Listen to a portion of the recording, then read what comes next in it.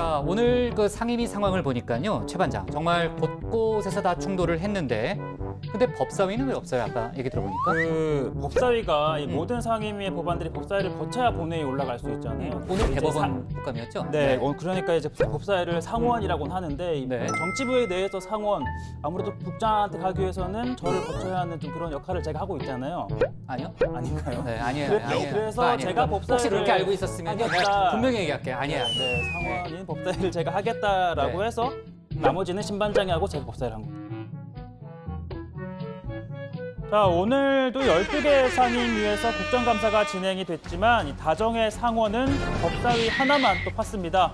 자, 서울, 수원, 고검 그리고 서울 내 5개 지검 등 모두 11개 검찰청이 피감 기관이었지만 이 법사위원들도요 하나만 팠습니다. 바로 서울중앙지검입니다. 자, 아무래도 조국 장관을 둘러싼 수사 때문인데요.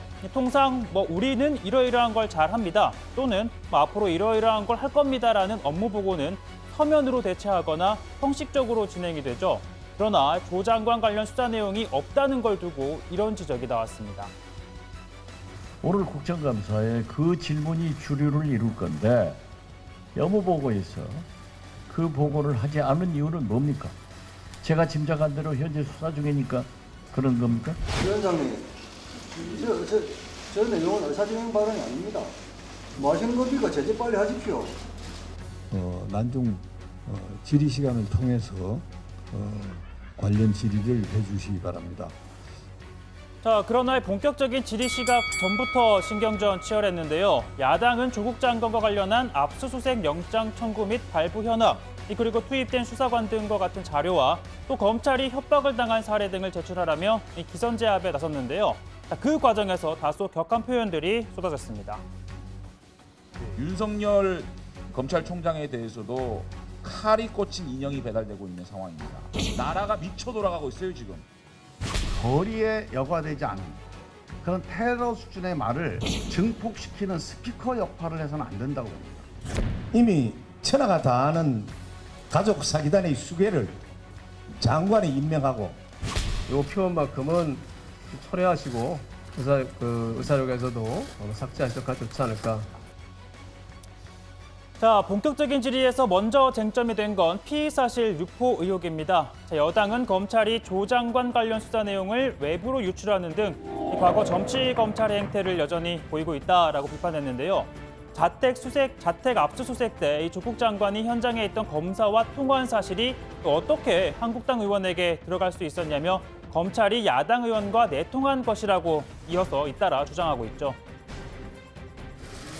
총장한테는 보고가 안 되는데 야당 의원한테 보고가 된다. 이게 있을 수 있는 일인가요, 이게?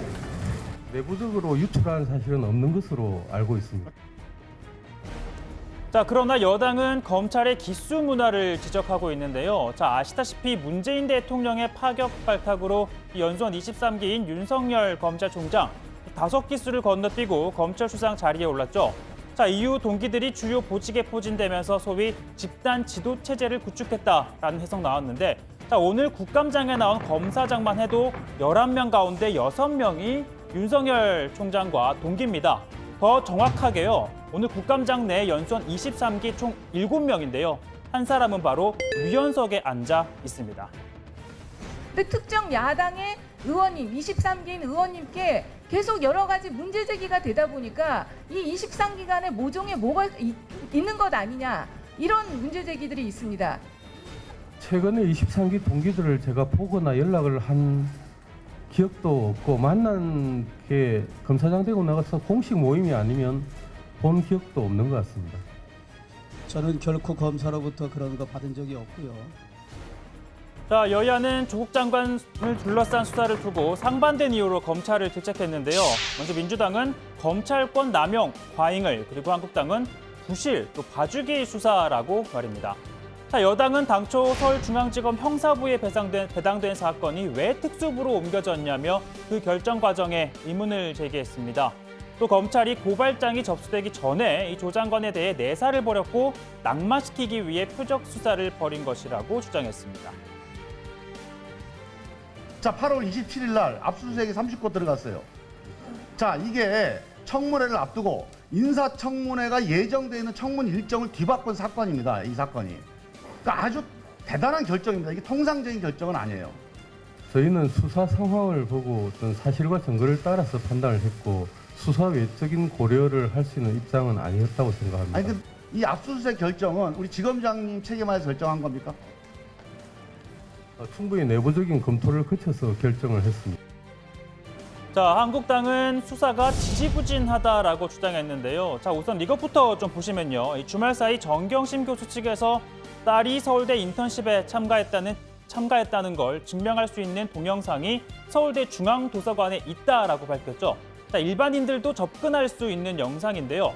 사형제도를 주제로 한 학교가 있었던 건 사실이고 조국 장관도 이렇게 패널로 참석한 걸 보이는 영상이 있습니다. 자, 그리고 방청석을 보면요. 안경을 쓴 한 여성이 앉아 있고요. 옆 얼굴이 잠깐 영상에 잡힙니다. 정 교수 측은 바로 이 여성이 딸이라고 주장을 하고 있죠. 자, 이 영상은 검찰도 확보를 했다고 하는데 이번 국감에서는 이 같은 의혹이 제기됩니다. 지금 동그라미 안에 있는 저 여성 누군지 확인했습니까? 자, 제가 듣기로는 조국의 딸이 아니라는 걸 확인했지만 수사상 이 자리에서 답변할 수 없다는 저는 그렇게 이해가 됩니다. 과학적인 검증 기법을 사용해서라도 동일인 여부를 확인할 수사를 할 계획을 가지고 계십니까? 3 차장님, 왜 답변 안 하세요? 구체적인 수사 방법 등에 대해서 이 자리에서 말씀드리는 것은 적절치 않다고 생각합니다. 자, 통상 국정감사에서 여당은 방어를, 야당은 공격을 하기 마련이죠. 그러나 20대 국회 마지막 법사위 국감, 자, 이렇게 여야가 뒤바뀐 양상으로 이어지지 않을까 싶은데요. 자, 이 같은 모습에 한 여당 의원은 이렇게 말합니다. 검찰이 하는 일이 어떤 정당에게 도움이 되면 박수치고 도움이 안 되면 공격하고 근래 이런 일이 많았습니다. 국정농단 사건 때는 어떤 정당이 난리를 치고 또 어떤 정당이 박수를 치고 우리 조국 장관 수사 때는 어떤 정당이 박수치고 어떤 정당이 난리치고 창피합니다.